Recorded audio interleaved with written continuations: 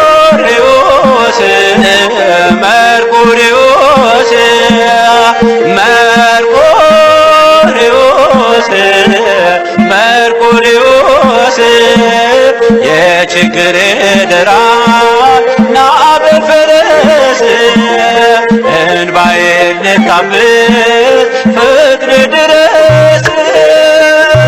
ሰማዕቱ ቅዱስ መርቆሬዎስ። የቅዱስ መርቆሬዎስ ወላጆች አስሊጥ ከምትባል ሀገር ቢሆኑም እርሱ ግን ተወልዶ ያደገው በሮም ከተማ ነው። አያቱና አባቱ ስራቸው አውሬ ማደን ስለነበር አንድ ቀን እንደ ልማዳቸው አውሬ ሲያድኑ ከገጸ ከለባት ወገን የሆኑ ሁለት ወንዶች አግኝተዋቸው የመርቆሬዎስን አያት በሉት።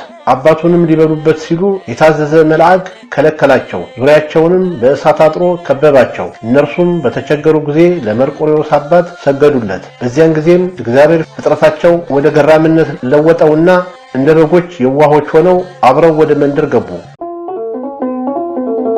አክብሮታዊ ሰላምታችን ወደ እናንተ እያደረስ ዝግጅታችንን ሰብስክራይብ፣ ላይክ እና ሼር እያደረጋችሁ እንድትከታተሉ እንጋብዛለን። መልካም ቆይታ። ከዚህም በኋላ ቅዱስ መርቆሬዎስ ተወለደና ስሙ ፊሎፓዲር ተባለ። የውሻ መልክ ያላቸው በእርሱ ዘንድ ብዙ ዘመናትን ኖሩ። ከዚህ በኋላ ክርስቲያኖች ሆኑ። የቅዱስ መርቆሬዎስ ወላጆች አስቀድመው አረማውያን ነበሩና የክርስትና ጥምቀትን በጸጋ ተቀበሉ።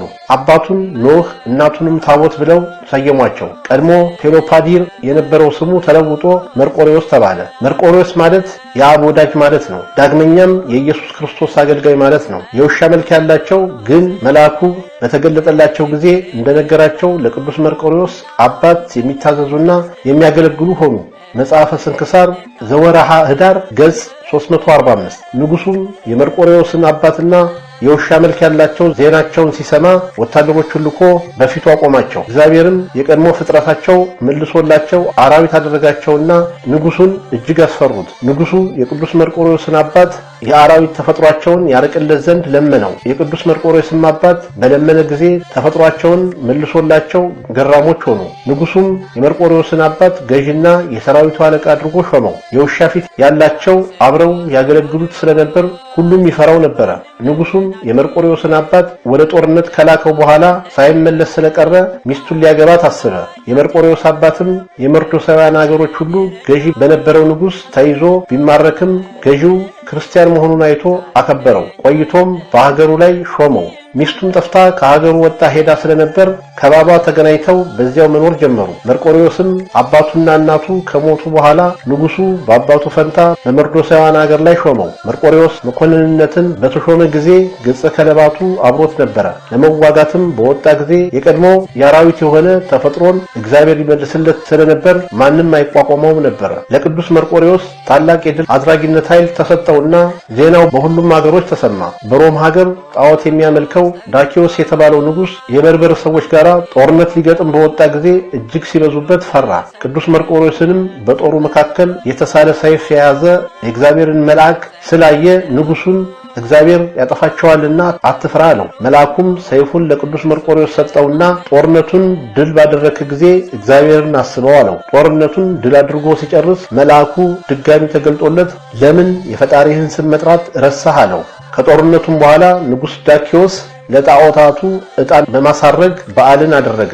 ቅዱስ መርቆሬዎስ በዚህ ስላልተገኘ ለጣዖታቱ ዕጣን በማሳረጉ እንዳልተባበረ ንጉሡ ሲያውቅ መልእክተኞችን ልኮ አስመጣው። ንጉሡ ከኔ ጋር ለምን አታጥንም ባለው ጊዜ ቅዱስ መርቆሬዎስ ትጥቁንና ልብሱን አውልቆ ከወረወረለት በኋላ ክብር ይግባውና አምላኬ ኢየሱስ ክርስቶስን ፈጽሞ አልክደውም፣ ለረከሱ ጣዖቶችህም አልሰግድም አለው።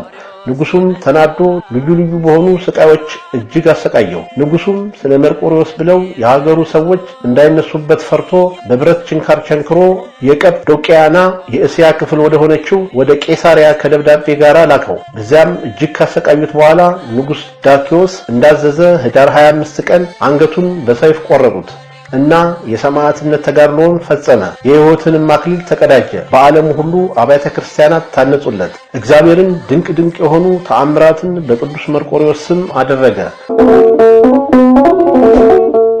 ከብዙ ተአምራቱ አንዱ የቄሳሪያውን ሊቀ ጳጳስ ባሲሊዮስን ረድቶ ከሃዲውን ኡልያኖስን የገደለበት ነው። ኡልያኖስ ነግሶ የክብር ባለቤት ጌታችንን ክዶ ጣዖታትን ማምለክና ክርስቲያኖችን ማሰቃየት ጀመረ። የቄሳሪያው ሊቀ ጳጳስ ባሲሊዮስም አስተምሮ ሊመልሰው ወደ ንጉሥ ቢመጣም ክብር ይግባውና ጌታችንን ሰድቦ ባሲሊዮስንም አሰረው። ባሲሊዮስም በእስር ቤት ሳለ በቅዱስ መርቆሬዎስ ስዕል ፊት ጸለየ። ስዕሉም ወዲያውኑ ተሰወረው። ያን ጊዜም ወደ ከሃዲው ንጉሥ ኡልያኖስ ዘንድ ሄዶ በጦር ወግቶ ገደለውና ወዲያው ወደ ቦታው ተመለሰ። ከጦሩም አንገት ደም ይንጠፈጠፍ ነበረ። ቅዱስ ባሲሊዮስም ከሃዲውን ንጉሥ እንደገደለው አውቆ የክርስቶስ ምስክር ጌታዬ ሆይ የእውነት ጸር የሆነ ኡልያኖስን ገደልከው አለው። ስዕሉም ያን ጊዜ አሁን እንደሚል ራሱን ዘንበል አደረገ።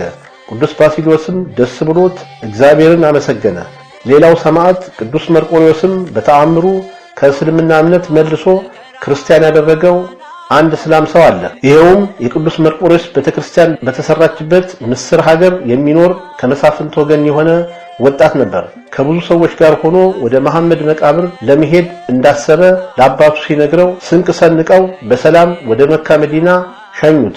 መካ ደርሰው ስራቸውንም ፈጽመው ወደ ቤታቸው እየተመለሱ 7 ቀን ተጓዙ። በሌሊትም ሲጓዙ ስለ ስጋዊ ግዳጁ የእስላም ወጣት ከግመል ላይ ወርዶ ለመጸዳዳት ዘወር አለ። እነርሱም አብሯቸው የሚጓዝ መስሏቸው ስለነበር ባልንጀሮቹም በበረሃው ውስጥ ትተውት ሄዱ። እርሱም ወዴት እንደሚሄድ ስላላወቀ አራዊትም እንዳይበሉት ፈርቶ እጅግ ደነገጠ። በዚያን ጊዜ በምስር ሀገር በአባቱ ቤት አቅራቢያ ያለች የሰማዕቱ ቅዱስ መርቆሬዎስን ቤተክርስቲያን አስታውሶ በልቡ ቅዱስ መርቆሬዎስን እንዲያድነው በመለመን ተሳለ። ወዲያውም ቅዱስ መርቆሬዎስ በፈረሱ ተቀምጦ ወደ እርሱ መጣና ከወዴት ነህ? ከዚህ በረሃ ውስጥ እንዴት ጠፋህ? አለው። ወጣቱ እስላምም የሆነውን ነገር ነገረው። ቅዱስ መርቆሬዎስም ና በኋላዬ በፈረሱ ላይ ተፈናጠጥ አለውና በአየር ላይ እየበረረ በምስር ሀገር ወዳለችው የቅዱስ መርቆሬዎስ ቤተክርስቲያን ውስጥ እንደ ዓይን ጥቅሻ አደረሰውና እንደተዘጋጅ በውስጡ አስገባውና ከእርሱ ተሰወረ። ይህም ወጣት በኋላ አምኖ ተጠምቆ ብዙ ሰማዕትነት ተቀብሏል። ገዳምም ገብቶ ብዙ ከተጋደለ በኋላ እንደገና ወደ ሀገሩ ተመልሶ ብዙዎችን ወደ ክርስትና መለሰ። የሰማዕቱ ቅዱስ መርቆሬዎስ አማላጅነትና ተራዳይነት አይለየን፣ ይቆየን። እስካሁን ስትከታተሉት የቆያችሁትን ፕሮግራም አዘጋጅቼ ያቀረብኩላችሁ እኔ ታገሱ አስፋው ነበርኩ። ሰላም።